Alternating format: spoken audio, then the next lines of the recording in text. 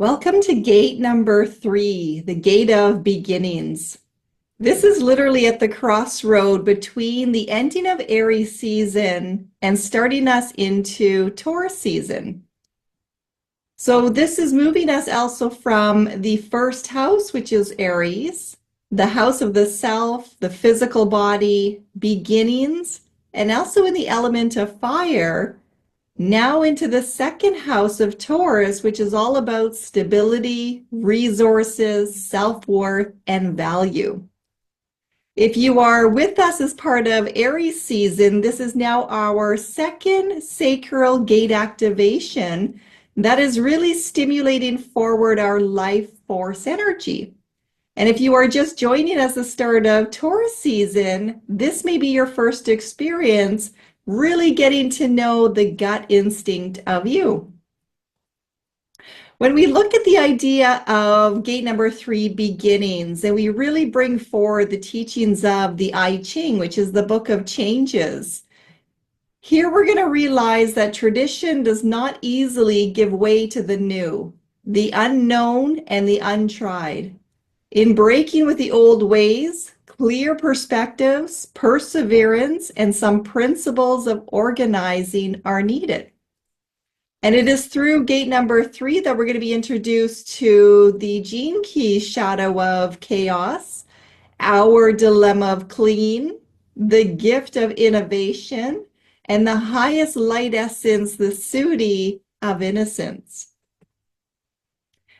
There is also a strong potential for energy to be flowing directly from the center underneath gate 3. And this is where some of you, if you check your human design chart, you may have what is known as the channel of mutation already in your human design. And if not, there is a good chance that you are going to be experiencing it during the activation in the mandala wheel as we do our turning in between the season of Aries and Taurus. So this is pulling pressure in the form of stress towards itself. And it's always that reminder that stress is necessary for us, for our evolution, our growth, and to really stimulate change. That gate number 60, directly under gate 3 that is opening at this time, is known as the gate of limitation and acceptance. It really is putting the pressure to mutate and to help us to transcend our imposed limitation. That is stimulating our gate number 3, beginnings. And when we think of that in terms of pure energy, this is the energy to bring order to the existential pulse frequencies or not. So it's there to help us move away from the shadow of chaos and clinging to what is comfortable, what is familiar, and pushing us towards the gift of innovation, new experiences, new beginnings, and a fresh start. And it also comes with the reminder that it is hard to begin. So there's always that pressure and that little bit of essence of wanting to hold on before taking that leap of faith. Now, because there is energy that comes from our root center, it's also very important to see how you are managing your stress. If you have this connection, well, then you are under pressure for physical change, really getting to the gut instinct of just knowing within yourself when something is right for you and when something is not. If you are in a lot of stress and overriding what your body is telling you, you're going to put your body into a lot of health compromises, and you're probably going to notice those gut sensations, those uneasy moments that are really kind of stimulating between the root chakra and the sacral chakra. For those that do have gate number 3 and its connector to gate 60 underneath, forming that full channel, you're going to notice that this is an overriding theme to your entire design. And what I mean by that is it is known as a formatting channel. And the format means that you are always under an ongoing state of mutation, which means all about inner transformation and change. So your lifetime, your human journey that you signed up for, you're probably really noticing that life is always moving in that 360-degree circle. You're probably very well aware of having to learn to expect the unexpected, having to be adaptable, having to be prepared for very erratic but yet very rewarding experiences. And it may feel like you're always changing directions. But if you are waiting for your affirmative gut reaction, and this is the sacral reaction where you just know, yes, that feels right for me, and not trying to do something when you're getting that no, no, that doesn't feel right in the gut, then you're going to be very adaptable to those changes. And you're going to find yourself just instantly knowing how to pivot, how to head in a new direction, and allowing things to just naturally take its course. It's also the reminder that we all go through dramatic changes, but perhaps you, more than some others, are really going to notice the effects of those dramatic changes within your own life. And if you do take some time to kind of reflect back on your journey, you may notice how much personal growth came about of those dramatic changes that did take place. And you might also notice how you did have a adaptability to just kind of jump in and know what to do or know how to pivot. And even if you were feeling completely overwhelmed at times, it may not have lasted for too long before you finally decided, okay, I got to get up, I got to do something about it.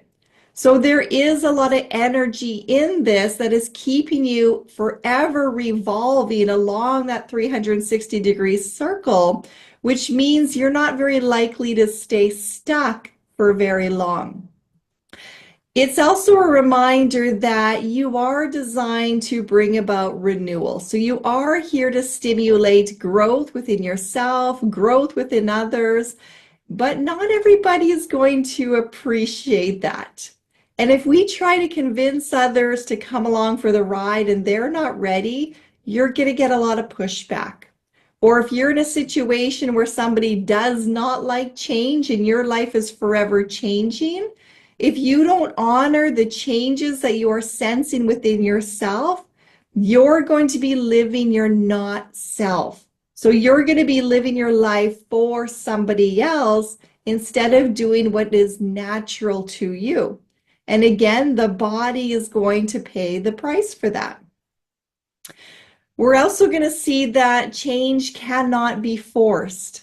And when we really look back to the visual there of the seedling coming out of the ground, I really want to plant this seed that you yourself is in a state of growth and is just like that little seed where things cannot be forced with inside your own mutation, your own readiness to grow, to expand, and to build things forward. So things are going to happen for you when they're meant to happen, and that is the law of the universe. The universe knows when we are ready for the next step. We're ready to take that leap. And we don't have to sit in the fear of missing out, because just like that 360-degree circle, things are going to come around again. So it's not about forcing yourself to do things that you're not ready to do. It is about allowing yourself to feel the sensations in your body that's going, it's time for me to move forward. It's time for me to go and experience something new. I can't stay in this energy any longer. This energy feels dead for me. It's not working for me. It doesn't feel right to me. And it's really honoring that when you are ready, things are going to line up to support you. But you have to wait for that affirmative gut response, because it is very similar to building your strong foundation. And if your root system, knowing who you are, is not strong enough, you can't support the growth that is supposed to come from that. So we're really here to learn about surrendering into that intuitive gut impulse to change directions instead of trying to force something, waiting to respond to that energy, allowing your energy to speak the truth to you of whether you have the available resources in terms of your energetic nature or not. And a lot of times you might feel like, nothing is happening. And then we're going to feel all this pressure from the root that's going to want you to start something. It may feel a little bit antsy. It may feel a little bit restless. But if you do things that are not for your highest good, or you just try to fill up your time with things under the pressure, you're going to be too busy to accept the new thing that is coming in your direction. So it's really being aware of, I'm feeling very anxious, I'm feeling very antsy, but I know it's not quite time for me to go forward. So I need to exhaust through this energy. And one of the ways you can do that is to turn to music. Music is a vibrational energy. Energy itself is vibrational in nature. So playing music that matches your mood is going to help you to release some of that pressure, to remain patient, to remain focused, and allowing yourself to just be settled in the reassurance that you will know when it is go time for you, not to act prematurely. Now, when we look just at that gate number 3, so some of you are going to have this circled already in your chart. So this is consistent energy for you. For those that do not have this circle in your chart, if you are coming in at the opening of this in the mandala wheel, you are experiencing the energy at this time. And that's the beautiful thing to recognize is we have opportunities throughout the year to experience all 64 of the numbers, which are also referred to as gates within the human design chart as that wheel turns for us. So in this energy, in the gate of number 3, beginnings, we're really getting that energy to plant the seeds to stimulate new growth. Now, it is really important to remember this is planting the seed. This is not harvesting the flower. This is not cultivating the fruit. It's planting the seed. That seed, just like we are in the springtime right now within the mandala wheel, it needs time to mature. And it requires divine timing to know when the seed is going to open and the seed is going to sprout. When we force things to happen before they're ready to happen, then we are creating chaos. And we're going to find out how that is the shadow energy. It's the lower vibrating form. And when we cling to an expectation of what things should look like or when they should happen, then we're getting ourselves stuck. We're restricting that energy flow. Whenever we have a new idea or we're coming across a change in our life, we can be guaranteed that we're going to meet resistance.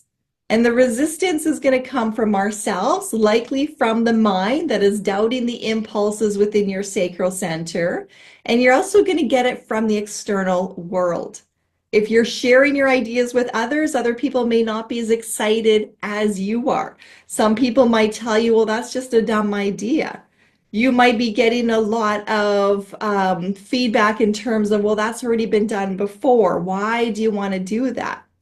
And it's really important to feel within your gut when you're having those conversations with yourself or those conversations with others, and you're moving through all of that feedback. Is there something in you that just feels like, but I got to do this anyway? I just feel like this is correct. And sometimes we may feel quite emotional when our ideas are challenged by others. And it's having to clear out the emotions to release the idea that we need someone else's approval or we need somebody else to be on board, and really feeling that back into the gut of you to know beyond know that, you know what, this is right for me. So that energy, that resistance within us, external from us, it is really designed to help us to prepare to review the details to make sure that we have everything in place. It is helping us to feel the impulses of the timing. Is this the correct timing for that idea, for that move, for that change forward? So it really does help us to get clear on our own motivation. So why do we want to do that? And to trust in your intuitive nature that just says it's time now, it's go time, or no, I'm not quite ready yet. So one of the ways to check in from that is really watching your language and watching how your body talks to you. And questioning, is this impulse coming from my mind or is it coming from within the body? And a lot of times when you're in conversations with others, and if you're using language like, I think that might be a good idea. I think it would bring me some happiness. I think, what do you think? And really using that word think is telling us, well, that's the mind. That's you trying to create something up in the imagination, the mind, instead of trusting that the body's going, I need to eat better. I need to change my environment. I need a different kind of relationship. I need something that's exciting, and really feeling that from within the body. You may get an intuitive hit that comes through the higher mind, the third eye, but you will know the difference when it's coming from your mental mind. When you're having to think it into creation, when you're having to fish around for ideas, when you're trying to force out the details and it's not coming in a natural flow, that is coming from your mind trying to lead the way, the egoic self trying to lead the way, and not the impulses from the body. So really asking yourself, where is this coming from? Am I trying to distract myself to start something new because I'm procrastinating and I don't want to finish up what I've already started? So it's really important to be honest with yourself and knowing that when we first work on our foundation, so being radically honest about where you are, your energy levels, your willingness to have a new start, whether or not you've completed those other things that you need to move off the plate, then you're going to ensure that that new growth can and will prosper. So preparation comes before expectation. It's like painting a wall. If you don't take the time to cover in the little nail holes and sand off the little imperfections, when you throw a thing of paint on it, those imperfections, those holes, they're still going to bleed through. So it's not going to hide what needs to be properly dealt with. When you take the time to do the preparation often takes a lot longer and it's not as exciting as doing the implementation. But you will find the energy and you will feel a vibration of satisfaction in doing the work necessary that is moving you into alignment to launch that idea or to launch that creative endeavor. So the question is, did you clear out the basement first? So fresh beginnings can only prosper once old disappointments, failures, and resentments have been acknowledged, made peace with, and cleared out. The new cannot come in if the old remains. So the idea to that is there's no room for fresh ideas in a busy head, and there's no energy to support new growth if you're already too busy and you're depleted. So knowing that in that sacral center, in your belief in yourself, if you haven't made peace with the times that you tried and they weren't quite successful, or they didn't quite turn out the way that you wanted them to, if you don't wipe all that energy clean and say, you know what, I've learned a lot, I feel like I'm in a better place, my gut instinct is telling me it is time, then you are moving in the direction for your highest good. You can't make room for the new if the old is still taking root within you.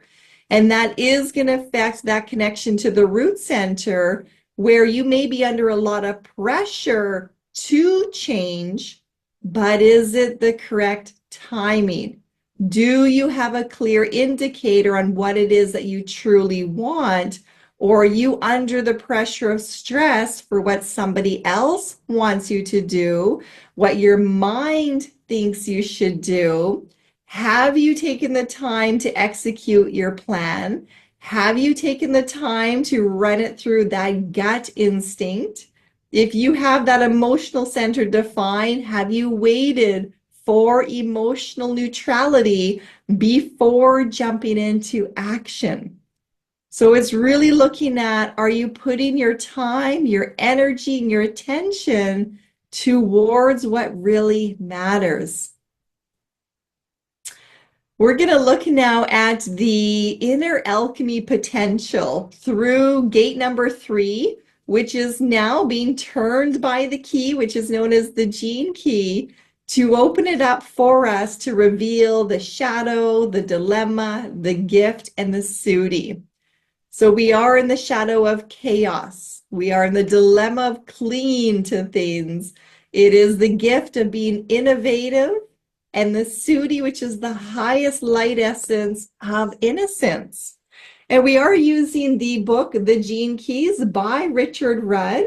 We really do encourage you to get a copy if that is available to you. And we're going to share some of the highlights from that teaching to help with the contemplation and to really help it to piggyback off of the human design so that you get a fuller contemplation of the energy within this gate. So the shadow of chaos and that dilemma of clinging. When we look at the shadow of chaos and its dilemma, really what that means is we are trapped by our own thinking. So it is really ourselves who corrupt the data within our DNA by only allowing in a frequency that activates its most primitive components. And what that means is we can create all sorts of stories in our mind. We can have an idea and we can imagine how that's going to turn out, what's going to go right, what's going to go wrong, how people are going to like it or dislike it. We create all of these things, but none of it is true. We create our own barriers, our limitations, our beliefs within ourselves, our beliefs within others. We do become trapped by our own thinking. And when we don't have a positive self-belief, or if we are attaching too many expectations, so we're clinging on the outcome to that, we're emotionally invested into something, well, then we're only operating at a very low vibrational frequency. And our cellular potential, the light within our cells, it doesn't have the opportunity to reach into those higher forms and to evolve beyond, to show us that there is unlimited potential to our creativity. So the more that we start to open ourselves up to trusting in life and trusting that we don't know the journey ahead of us, the more we're going to realize that chaos actually does not exist. We create it. So if we stopped creating it in the mind, if we stopped trying to figure out everything before it happens, we would eliminate the chaos. We create it because it is difficult in the beginning to change. We carry fear. Fear is our lower vibrating energy, and fear gets the mind spiraling into that chaotic nature. So on one hand, and I call it the little devil on the shoulder, our distrust in life, we have chaos and clinging. And on the other side, the little angel on the shoulder, trusting in life, we have the ability to be innovative, and it's our innocence. So we're always at the crossroads of our choices. We can go this way, we can go that way, we can find the middle ground to that. So when we're in the shadow energy, it's lower vibration. It's the whole feeling of, well, I have to do this. I have to hold on to this. And when we're in the higher vibrating energy, trusting, we understand that we are in this together. The universe is guiding the way. So in the chaos, it's the state of controlling the circumstances, trying to line up all the dots, not wanting to start unless you have a guaranteed successful outcome. Therefore, not even allowing yourself to try so many experiences, because if you're not guaranteed to succeed, then you might fail. So we even have an idea of what failure means and success means. What if they're all just experiences? So when we step into the higher vibrating energies and trusting in life, well, now we're allowing the circumstances. It is what it is. We learn that we're part of life. We're not separate from life. And life is designed to be cooperative rather than competitive. And we learned in our last gate activation as part of Aries season that the world really does teach us to be competitive. But the only person you're here to compete with is yourself. So if you're that little seed, you want to help yourself to really dig a deep foundation by putting roots into the earth. Knowing that you're safe to be here, you're safe to walk this journey. You're supported by all the ancestral knowledge. You're supported by the nutrients that are available to you. That is necessary to support the growth. So you compete with yourself. You try something new. The next time you see if you can go a little bit further. Can you stretch yourself even higher than you would have imagined yourself to go? You stay in your lane. You don't compare yourself to somebody else and ask, well, why am I not growing as fast as they are?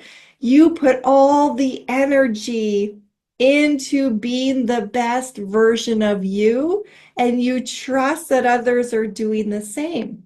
And just like Mother Earth has the reflection for us, some seeds sprout faster than others, some die off quicker than others, some get taller, some stay smaller, some flower, some bear fruit. There's so many different varieties. You are the only one that can bring your gifts into the world. So by feeding the seed of you, you can help to unlock its full potential and share that beauty with the rest of the world. We can look at the shadow of chaos as a repressive state, which is actually called anal. And in this case, it's known as anal retention. And it really does refer to your physical body, your anal, because that is in the root chakra, that is at the base of the spine. And whenever we are in fear, that fear does activate a very subtle restriction of our muscles around that root chakra. So essentially, it's blocking the root chakra. So I refer to that as a state of constipation, which is literally not letting go. So you might be called the tight ass, which just means you're not relaxed. Your body is tight. You're not trusting. So you're pinching off at the root. You're not able to let go of the past. So you're clinging to the past. And it's a self-created sense of safety, order, comfort, staying and doing the same things that we've always done. And in my own experience, I find that women tend to get more constipated than men. And I'm doing a self-actualization for that in the fact of, I believe they tend to worry more. And whenever we're in those state of worrying, well, worrying is not trusting.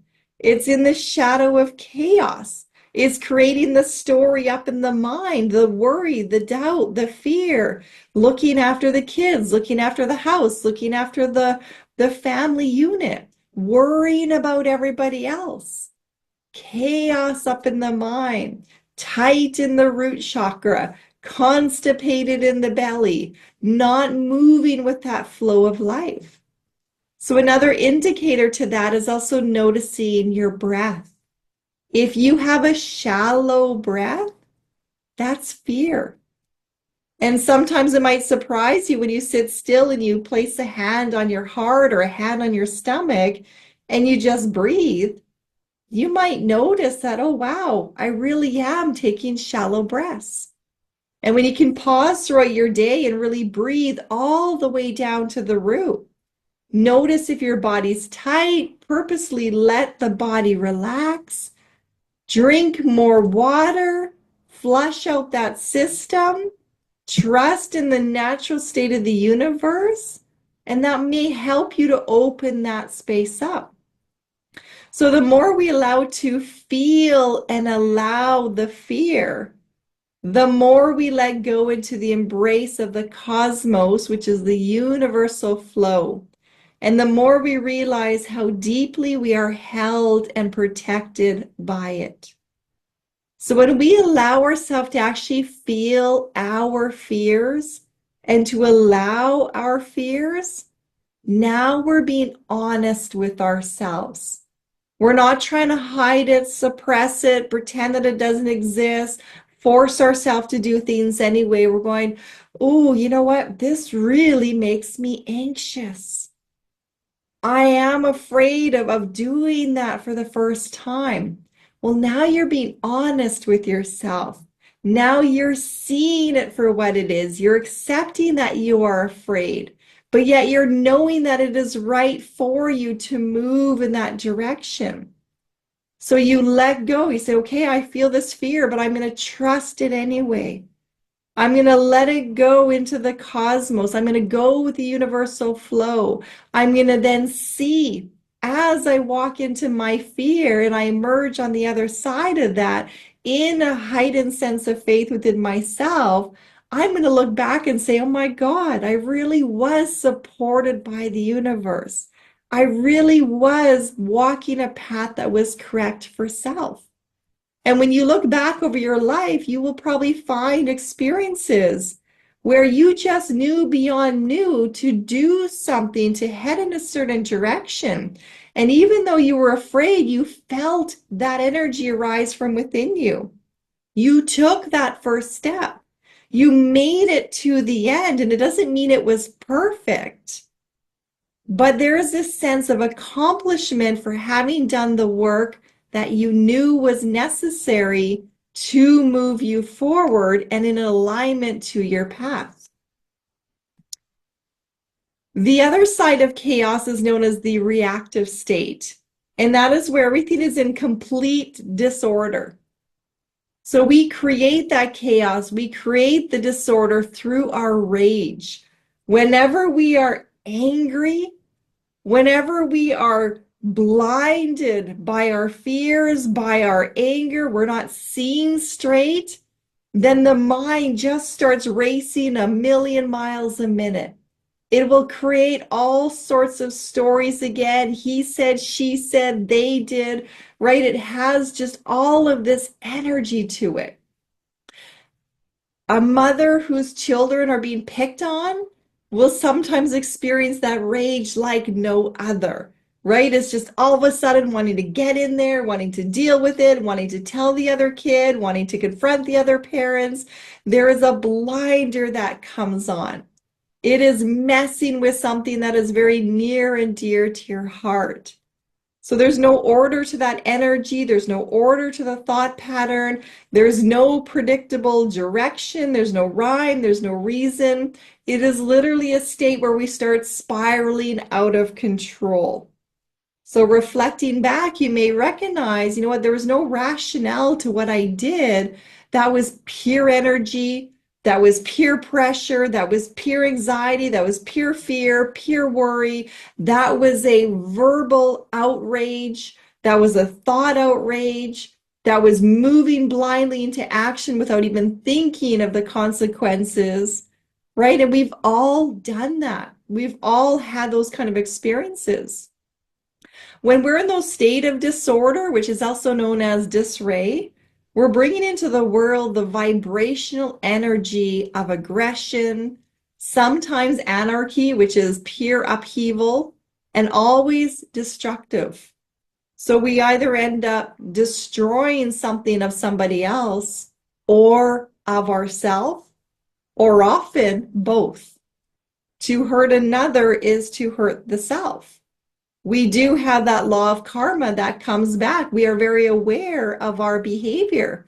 And when we do something that's out of character, we do something out of rage and out of anger, and we lash out on another, and then we come back into our energy, we go, oh, well, I didn't have all the information. I guess I was actually wrong. Well, then there is the shame and the blame and the guilt. And unless you go and be honest to that other individual and you clear the air and you apologize and you work things out, you will always carry that state of that vibrational aggression towards yourself and others within you. So every time we stop trusting in life and we believe our fears, we believe the narrative in our mind, we believe our stories, we believe what somebody else tells us instead of thinking for ourselves, then we are co-creating that vibration of chaos. Think of a rumor that you have been told about somebody else and believing in that rumor and maybe telling somebody else about that rumor and watching how it spreads like wildfire. And then what about finding out that that rumor was never true? How much of that exists out in the world? How many stories are told, but they are not completely truthful? How many times are you told to not like somebody, but yet you don't know why? How many times do we adopt a belief system, but yet we don't recognize that as a personal belief? We jump on board because that's what everybody else is doing. That's what's considered normal. So we create those vibrations of chaos out in the world because they're not coming from the truest places of yourself. Whenever fear turns to anger, it is carrying that destructive force that inevitably comes back to haunt us. And that is the universal law of cause and effect. Whatever you put out will come back. That is karma. So when we do good things, we get back good things. When we do things that are not so good, we get to experience those back as an opportunity to learn and to grow. So it really is a state of being mindful as to how we can use the power of the mind to really spiral things out of control, and then we lose our root. We lose our foundation, we lose our footing, we become very reactive instead of responsive. Responsive comes from the maturity of knowing who you are and what is happening. And it doesn't mean that you won't be angry, but it means that when you do have an anger, you are appropriately dealing with it. You're putting up those healthy boundaries and you're coming from a state of inner knowing as opposed to being a trigger and being reactive. When we take a look now at the gift of innovation, so we're becoming aware of the shadow, we're catching it within ourselves. Now we want to call in that gift of innovation to help raise the vibration. Whenever we have the gift of innovation, now we're bringing forward empowerment of the individual. So innovation is built everywhere into life, and life is designed to transcend its own initial programming. So we're always in a state of evolution. We're always in a state of change. We're designed to continuously discover higher and newer forms of consciousness. That is what evolution is about. Generation after generation after generation, we've learned something new. We keep moving forward. But in order to truly be innovative, you have to attain a very high frequency, which allows you to see beyond the collective worldview. When we stay stuck in the collective energy, which is very heavy in fear, you're looking at the world with blinders on. When you can move out of your own fear, you can rise up and out into that third eye awareness. Then you're tapping into new ideas, innovation, ways to problem solve, looking at things from different angles, maybe things that have never been seen before, discovered before, right? We use such a little part of our brain. We use less than 10%, which means there's 90% untapped potential that is there for us to discover. But first, we have to get out of our own chaos, of our own clinging to it's got to be this way, and allow ourselves to rise up and out, to be willing to learn more, to be willing to transcend, to change, to discover, to face those fears and say, you know what? There's got to be more to this.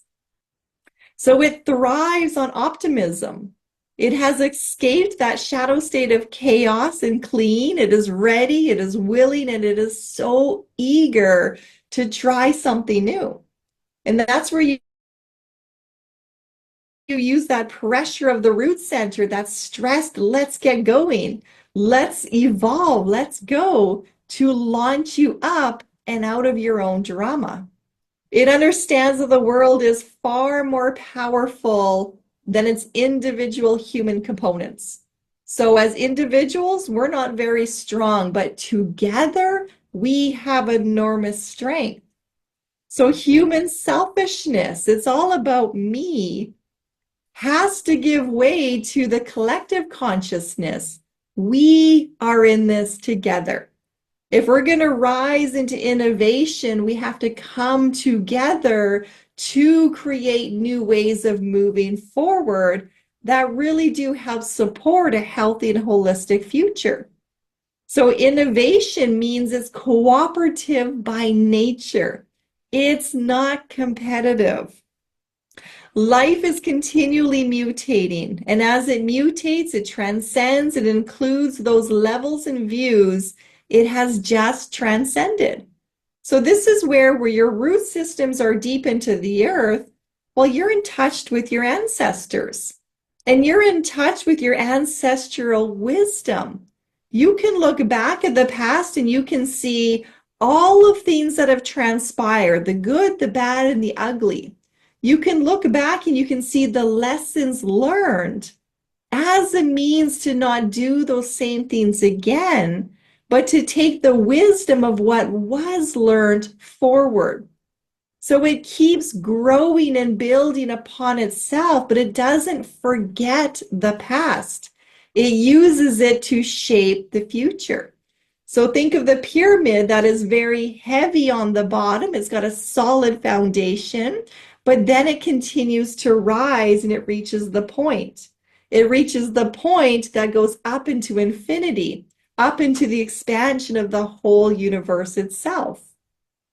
So as we really step into allowing ourselves the genius of innovation, we're going to realize that we actually experience it through play. You get the aha moments, the ideas, the inspiration when you are relaxed, when you are having fun, when you're doing something that's of a high vibrational energy.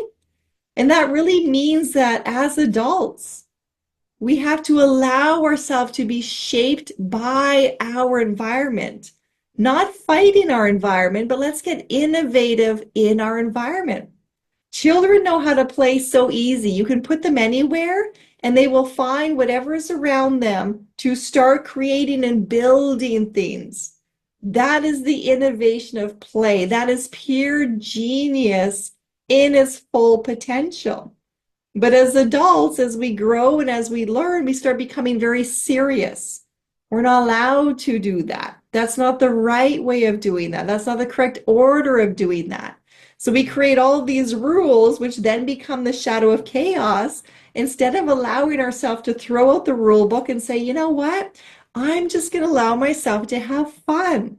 I'm going to allow myself to be innovative. I'm going to allow myself to trust in my gut instinct, my higher wisdom. It's not about succeeding or failing. I'm here for the experience. I'm here for the gift of life. So as you're working with that gift of innovation, you're going to continually update and change your position. You're willing to tweak. You're willing to adjust. You're learning. You're adapting to that. You might not even know how it all is going to fit together. You just have this piece and that piece. You don't know the big picture, but you're having fun and creating whatever is coming through for you. You feel that current of excitement within your body. And you know that you're really here to have fun, to try to come together with others, to share ideas, to really build on something that feels very satisfying. It feels successful. It has a lot of energy in there that is high vibrating, and it's not so serious and full of all those rules.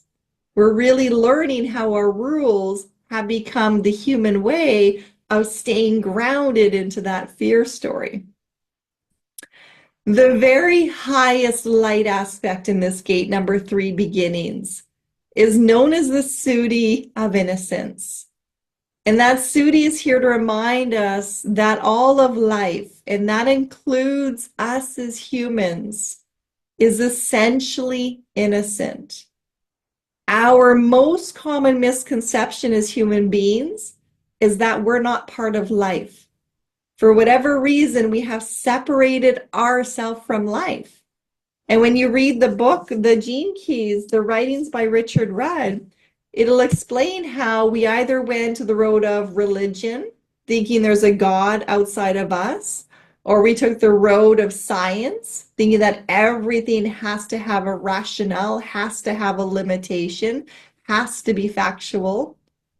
So that has created this misconception that we're not part of life. But human beings are an instrument of life, an experiment in life. But we can never be masters of life as long as we are only part of life. So we are so innocently unaware of the magnitude of our great fortune to be alive and playing out this epic exploration of consciousness with all of its toys in the world of form. We have not quite self-actualized yet that we are life itself. And play is the expression of genius, and genius always finds a new solution to the challenges it meets along the way.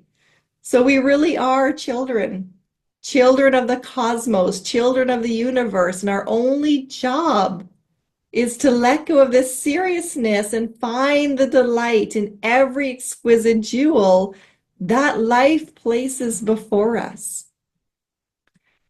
So we really are here to live on purpose. We really are here to find our joy, to find our happiness, to allow ourselves permission to just try, to have new starts, to have new beginnings, to not be afraid of saying, you know what, I think I'm doing this wrong. I'm going to try it again.